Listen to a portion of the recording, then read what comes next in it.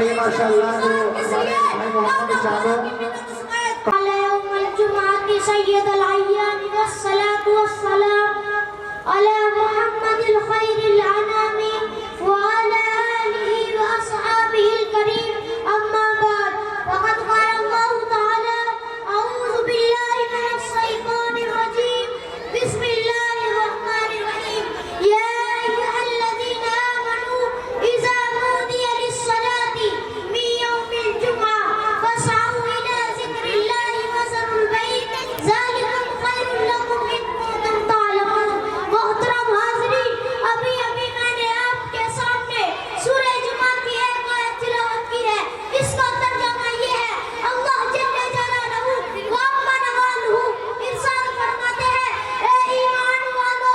جب جمعے کے دن تمہیں نماز کے لیے پکارا جائے تو اللہ کے ذکر کی طرف چل کھڑے ہو اور خرید و فروخت بند کر دو یہی تمہارے لیے بہتر ہے اگر تم جانتے ہو ہر مسلمان کو معلوم ہے کہ اللہ تعالیٰ نے دن اور رات میں 5 نمازیں فرض فرمائی ہیں ہر وہ شخص جو اپنے کو مسلمان کہتا ہے اس کے لیے ضروری ہے کہ وہ 5 وقت بارگاہ الہی میں سجدہ ریز ہو جائے اور خالق کائنات کی ہر لمحہ عنایت کا شکریہ ادا کرے اسلام نے جتنا اجتماعیت پر زور دیا ہے اتنا کسی مذہب نے نہیں دیا ہے ہر مسلمان کے لیے لازم ہے کہ 5 وقت کی نماز جماعت سے پڑھے اس طرح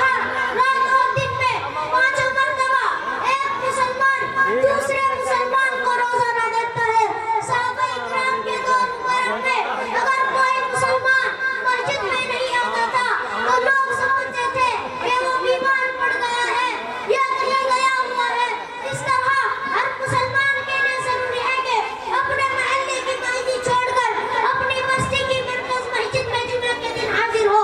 اور سب مل کر ساری نماز ادا کرے اور اس دن کو عید کے دن کی طرح منائے صبح سے نہانے دھونے میں لگ جائے صاف ستھرے کپڑے پہنے گنجائش ہو تو ادھر لگائے اور جامع مسجد میں جا کر امام کا خطبہ سنے اور پوری بستی کے مسلمانوں کے ساتھ نماز جمعہ ادا کرے حضور صلی اللہ علیہ وسلم نے جمعے کے دن کو عید کا دن کہا ہے بڑے افسوس کی بات ہے کہ مسلمان موجود دور میں ان سب چیزوں سے لاپرواہی برتنے لگا ضرورت اس بات کی ہے کہ لوگوں کو اس دن کی اہمیت سمجھائی جائے اگر مسلمانوں نے اس طرح اپنے فرائض سے غفلت اور سستی برتنی شروع کر دی تو پھر بتائیے کہ مسلمانوں میں اور کافروں میں فرق ہی کیا رہ جائے گا اللہ تعالیٰ ہم اور آپ کو اپنے بتائی ہوئے راستے پر چلنے کی توفیق عطا فرمائے آمین وآخر الدعوانا الحمد ماشاءاللہ